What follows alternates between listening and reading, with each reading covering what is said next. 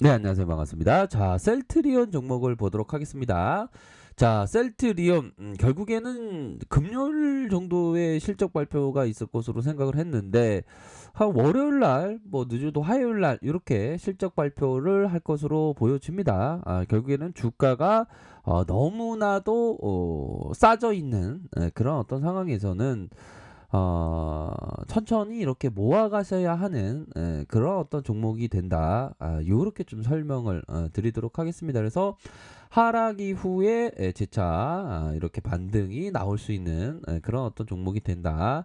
요렇게 말씀드리도록 하겠고, 자, 현대차에 대한 종목 보도록 하겠습니다. 결국에는 자, 어느 선 라인선, 이런 어떤 라인선과 이런 어떤 라인선에서의 두툼한 매물대로 하락 이후의 반등, 이런 어떤 바닥 따지기를 해주고 있죠. 결국에는 재차 상승할 수 있는 그런 어떤 모습을 보일 수 있는 종목이 현대차고, 앞으로의 시장에서의 점유율 지금 7위, 8위에서 지금 3위, 4위까지 올라오지 않았습니까? 앞으로 전기차도 계속적으로 출시될 예정에 있기 때문에 현대차에 대한 기대감을 충분히 가질 수 있는 종목이 됩니다. 그렇게 해서 다시 한번 전고점 돌파를 할 수 있는 그런 어떤 여력이 충분히 있는 기업이다. 그래서 보면 그 초보분들일수록 이런 어떤 대형주 위주로 좀 생각을 하시는 게 참 좋다. 이렇게 말씀드릴게요.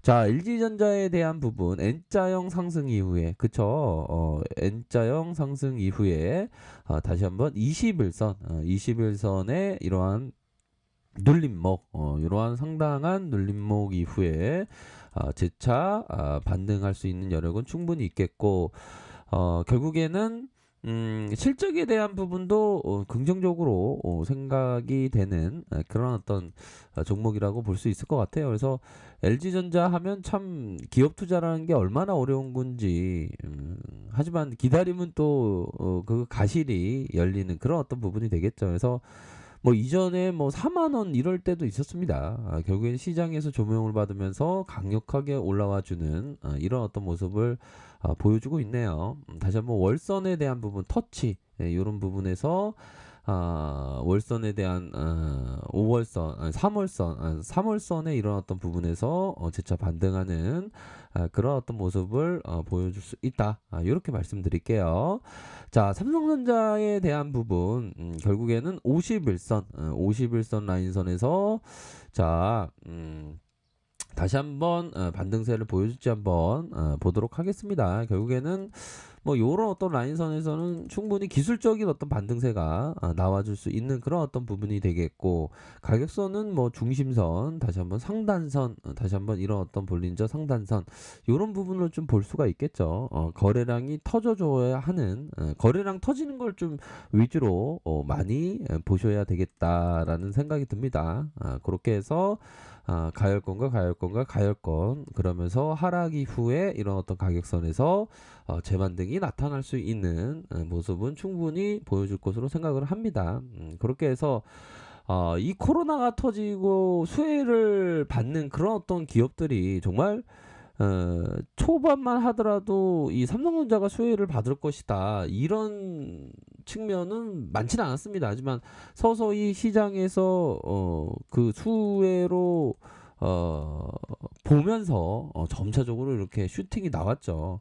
초창기부터 3월달 터졌으니까 그 이후에 하락을 계속하다가 저점을 계속 들어올렸죠. 그러다가 슈팅이 나왔던 그런 어떤 측면. 그러니까 이런 어떤 구간대에 잘 버텨야 됩니다. 이게 버티는 게 주식 투자하는 데 있어서 굉장히 중요한 그런 어떤 부분이 될 것으로 생각을 하고요.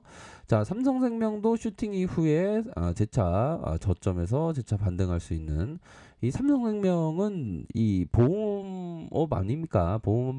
보험업이라고 하면 월런 버핏이 굉장히 좋아하는 그런 어떤 비즈니스 모델입니다.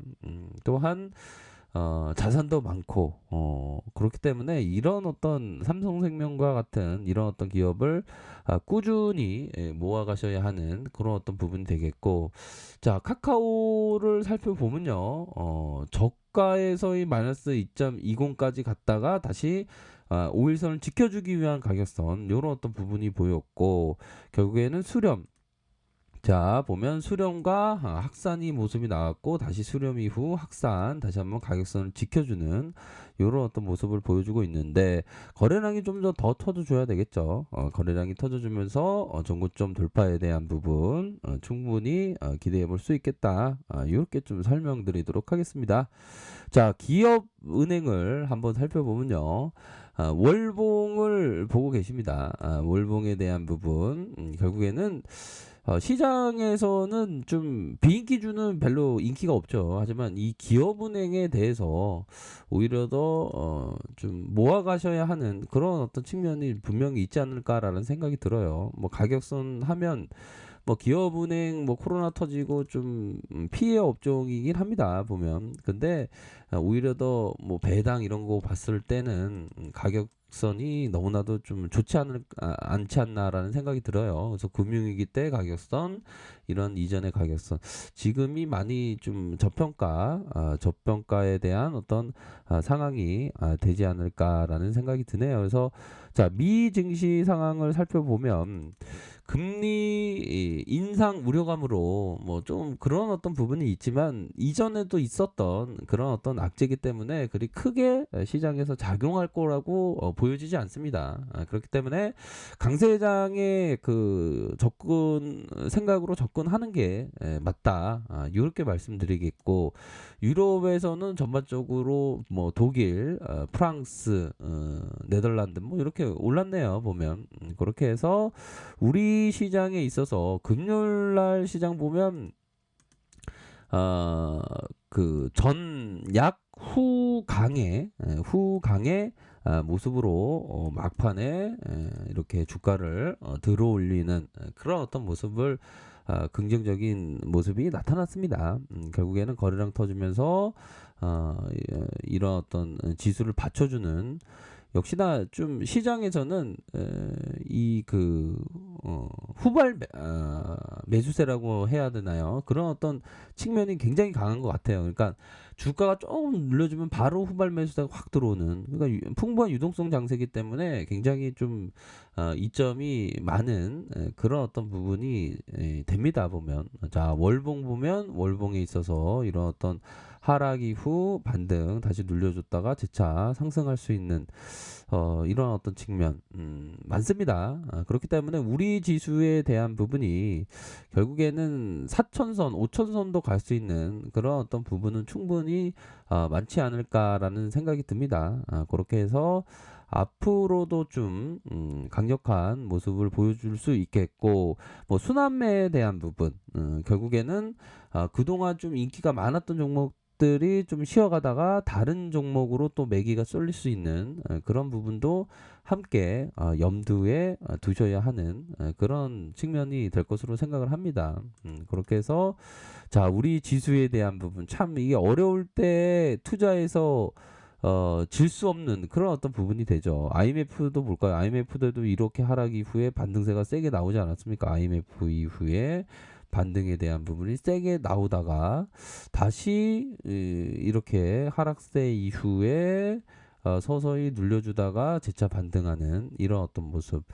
자, 결국에는 금융위기 때도 마찬가지죠. 이런 어떤 하락세가 나오고 참 이게 참 어려웠습니다. 근데 이런 어떤 세계적인 금융 위기도 좀 지나보면 또 반등세가 이렇게 확 나와요 보면. 그러니까 인류는 계속적으로 성장한다라는 그런 어떤 관점이 좀 필요한 부분이 되겠고, 자, 일봉 상황 살펴보면 볼린저 하단선 이런 어떤 가격선과 이 51선 라인선 이런 어떤 부분, 상단선 3200선 요런 어떤 부분, 다시 한번 상단선은 3290선 뭐 요렇게 좀 보시면 될 것 같습니다. 코스닥 한번 볼까요?